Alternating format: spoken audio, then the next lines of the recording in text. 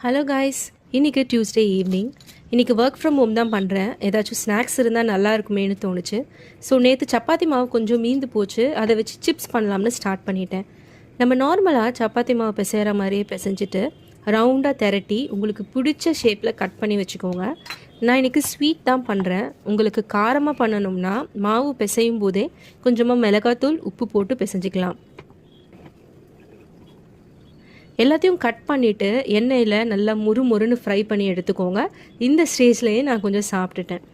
இப்போ ஸ்வீட்டுக்கு sugar and கொஞ்சமாக தண்ணி விட்டு சுகர் மெல்ட் ஆகிற வரைக்கும் கொதிக்க விட்டுக்கலாம்.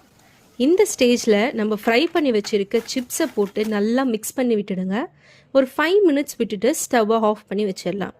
இப்போது 5 to 10 மினிட்ஸ் அதை டிஸ்டர்ப் பண்ணாமல் அப்படியே ட்ரை ஆக விட்டிங்கன்னா மொறுன்னு ஒரு ஸ்வீட் சிப்ஸ் ரெடி.